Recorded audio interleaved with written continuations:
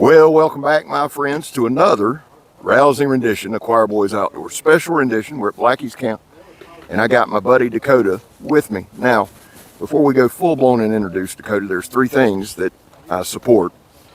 There was a time in this country where 22 vets a day took their own lives. Now, the numbers everywhere, it's actually 15 to 29, and it's staggering. That's why our channel supports the number 0. Anything over 0 is unacceptable, and all that means is, vets, we love you. Man, you have a place here. We're back to blue over here. We support Leo. Now, not everybody does, and I totally understand it and I accept it. My kid's gonna be a cop just north of here. I got friends that are police. Is all of them good? No. Are they all bad? No. You know better. It's my calls, but I believe in what they do.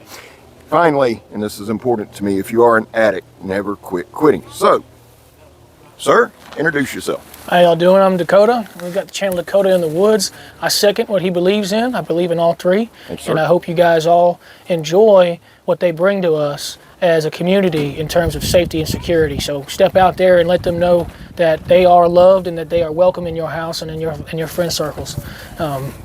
If y'all are wondering what the channel I'm doing it is about, it's just a little bit of a bushcraft piece. We do some outdoor stuff here and there.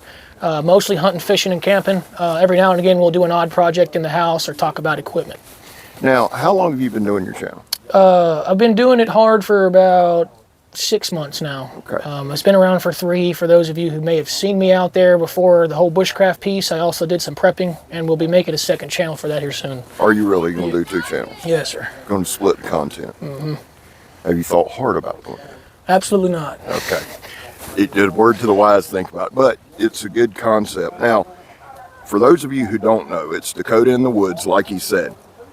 You actually do campouts and stuff, right? Yes, sir. I've caught a lot, and he does a lot of stuff hands-on and gives a lot of really, really good advice. Tell me this. Tell me where you want to go with your channel.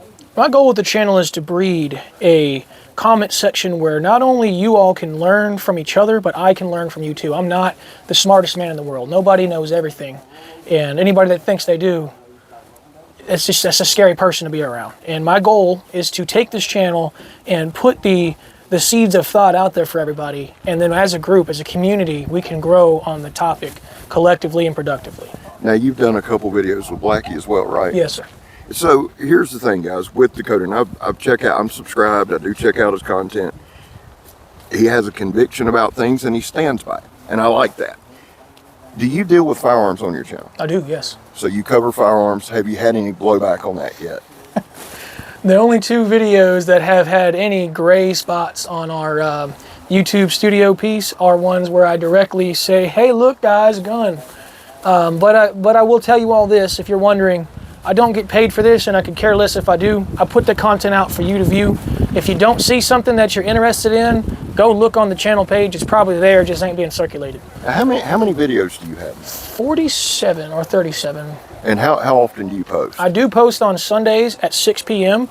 and on Wednesdays at noon for those of you all who like to watch midweek videos. And we typically do our lives on Sunday if I have the time to do them. There should be one today. At the posting of this, or at the making this video at 6 p.m. So you're going to go live today? 6, yes, sir. Very cool. Very cool. So I think we talked about it a little bit before. What knife do you carry? Because we are a knife channel, and I know that's what everybody's curious about. Definitely. So I am a big fan of the Kephart knife, and I want to dispel a myth real quick. It's not because Kephart made the knife. It has nothing to do with the man, but the machine itself. So let's talk about it real quick, if you don't mind. Yeah, please. Let's go. So here we've just got our basic Kephart knife. Now this is as close to the original as you can get from what I understand. Ethan Beckert went out and calipered everything and recreated it with a few modern touches here and there, okay? Now the reason why I like to carry this knife over what a lot of folks would call a survival knife is it does the camp tasks for a basic human being very, very well, and it will hold up to the test of time.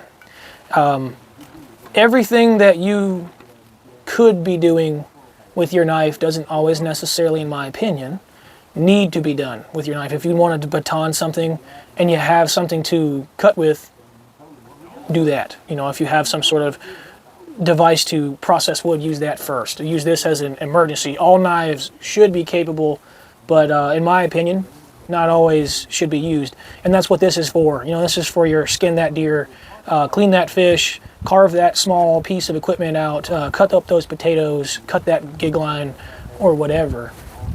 And it looks good in the process. You know, you can't go wrong with a little bit of sexiness here and there. So. It's a clean knife. Yes, sir. And here's the thing, guys, and we're actually going to address this. William Collins is here, and he and I and Blackie are going to do a video, and we're going to address some batoning because William has a very, very unique perspective on it, and it's a perspective I think we all need to hear.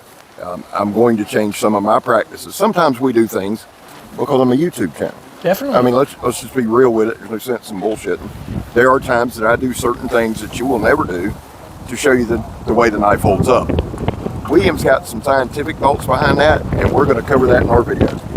As far as a knife goes, this is one of my favorites. Dakota showed you a good shot at. Now, this is the BK62. I like Becker's designs. I like his thought process. I like that this is a knife. You know, it reminds me of an old hickory. Mm-hmm. And I'm not diminishing the knife in any way. No, no, it really is. It's just a classic, old school American knife. And what Dakota was saying about Kephart, we were actually talking about this earlier around the fire. If Kephart was here today, he would use what was the newest, well, not the newest. He would use the thing that worked the best. So if it's a different grind or if it's a different, those guys were ahead of their time and ahead of their field. That's why they were on the cutting edge. Now, as far as classic look, I adore this knife. As far as ease of use, adore this knife. Dakota, brother, listen, here's what I want to do, guys, and then we'll wrap it up. I wanted to introduce you guys to Dakota. He's a good guy. We've camped a couple times.